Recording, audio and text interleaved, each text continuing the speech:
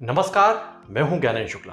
देश के 5 राज्यों में रिक्त हुई सीटों के लिए हो रहे उपचुनाव में यूपी की एक संसदीय और 2 विधानसभा सीटें भी शामिल हैं। सूबे की मैनपुरी संसदीय सीट और रामपुर व खतौली विधानसभा सीटों के लिए उपचुनाव हो रहे हैं।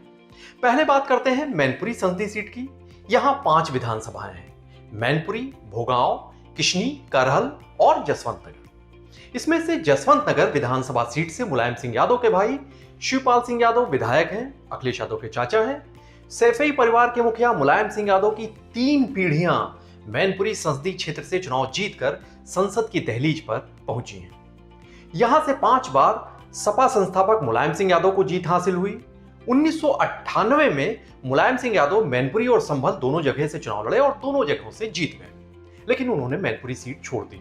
उपचुनाव हुए जिसमें सपा की तरफ से बलराम सिंह यादव चुनाव जीते और 1998 से 2004 के बीच पूर्व कांग्रेसी रहे बलराम सिंह यादव ने सपा की तरफ से संसद में नुमाइंदगी की। 2004 में मुलायम सिंह यादव फिर से यहां से सांसद बने, लेकिन यूपी का सीएम होने के नाते उन्हें यह सीट छोड़नी पड़ी। तब यहां पर जब उपचुनाव हुए तो मुलायम सिंह के भतीजे धर्मेंद्र यादव को जीत हासिल हुई। यहां से साल 2009 में मुलायम सिंह यादव फिर से मैनपुरी से चुनाव लड़े और जीते। 2014 में मुलायम सिंह यादव ने आजमगढ़ संसदीय सीट भी जीत ली, तो उन्होंने मैनपुरी की सीट एक बार की फिर से छोड़ दी। यहां पर हुए उपचुनाव में मुलायम सिंह यादव के पोते तेज प्रताप सिंह यादव, जो सैफई परिवार के तीसरी पीढ़ी के सदस्य हैं, वो चुनाव जीतकर संसद पहुंचे। हालांकि 2019 के लोकसभा चुनाव में मुलायम सिंह यादव ने बीजेपी के प्रेम शंकर शाक्य को हरा तो दिया, लेकिन जिस मैनपुरी सीट पर मुलायम सिंह यादव की जीत का अंतर 2014 में 3.5 लाख से अधिक का हुआ करता था, वही अंतर 2019 में घटकर महज 94,000 के अंतर तक पहुंच गया। जबकि 2019 में सपा बसपा का महागठबंधन हुआ था और मैनपुरी में एक संयुक्त रैली आयोजित की गई थी, जिसमें खुद बीएसपी सुप्रीमो मायावती ने 24 सालों की अपनी दुश्मनी को भुलाकर मुलायम सिंह यादव के लिए वोट मांगे थे। जाहिर है इन हालातों ने सपाई रणनीतिकारों की चिंता में इजाफा कर दिया कि सीटों में जो जीत का मार्जिन था वो अंतर क्यों कम हो रहा है। अब मुलायम सिंह यादव के निधन के बाद रिक्त हुई इस मैनपुरी संसदीय सीट पर उपचुनाव होने जा रहे हैं। यहां पर सशक्त उम्मीदवार उतारने की बड़ी चुनौती अखिलेश यादव के सामने है। उपयुक्त उम्मीदवार की तलाश भी हो रही है। सैफई कुनबे से लेकर समाजवादी पार्टी के दिग्गज चेहरों को परखा जा रहा है। हालांकि माना जा रहा है कि तेज प्रताप यादव एक बार की फिर से यहां पर मौका पा सकते हैं समाजवादी पार्टी के प्रत्याशी के तौर पर, और क्योंकि ये उनका गढ़ है समाजवादी पार्टी का, तो जाहिर सी बात है समाजवादी पार्टी अपने इस गढ़ को किसी भी सूरत हाल में जीतना चाहेगी। वहीं रामपुर विधानसभा सीट की बात करें तो यह आजम खान की परंपरागत सीट रही है। सपा के लिए तो यह प्रतिष्ठा का सबब है।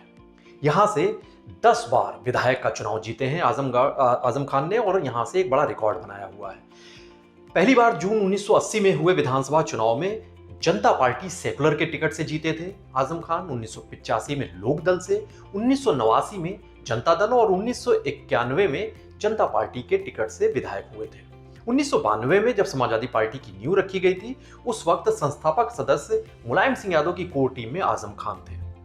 1993 में हुए विधानसभा चुनाव में आजम खान ने सपा के टिकट से चुनाव जीता और मंत्री बने। हालांकि साल 1996 का जो रामपुर का विधानसभा का चुनाव है वो एक अपवाद के तौर पर है, जब कांग्रेस के अफरोज अली खान ने आजम खान को जबरदस्त मात दे दी।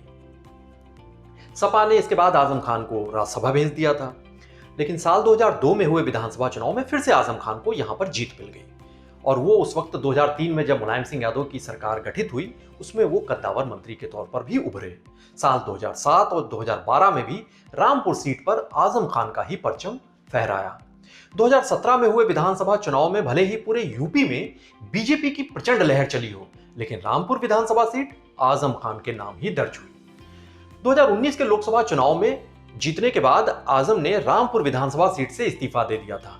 यहां पर उपचुनाव हुए, उसमें आजम की पत्नी डॉक्टर तजीन फातिमा 8,000 मतों के अंतर से ये चुनाव जीत गई थी।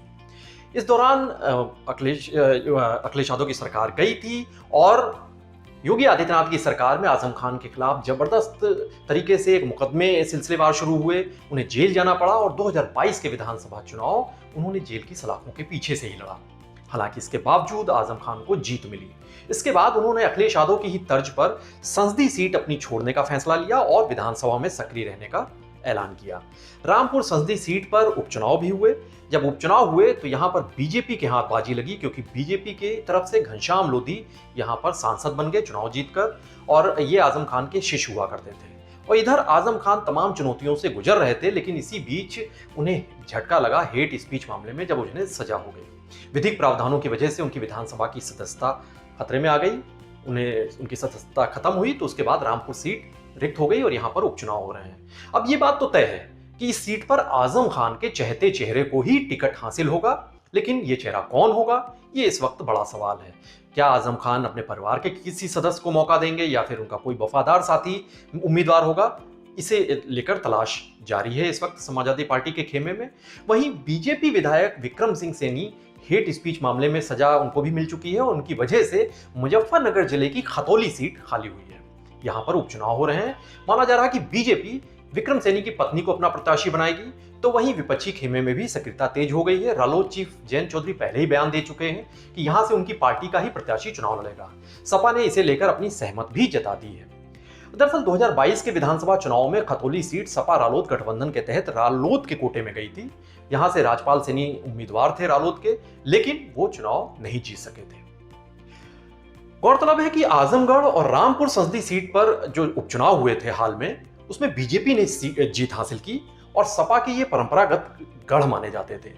इन गढ़ों को ध्वस्त किया बीजेपी ने। ऐसे में चाहे मैनपुरी संसदीय सीट की बात हो या फिर रामपुर विधानसभा सीट, भले ही ये सपाई किले माने जाते हों, लेकिन यहां सपा की साइकिल को भगवा दल से कड़ी टक्कर मिलना तय है।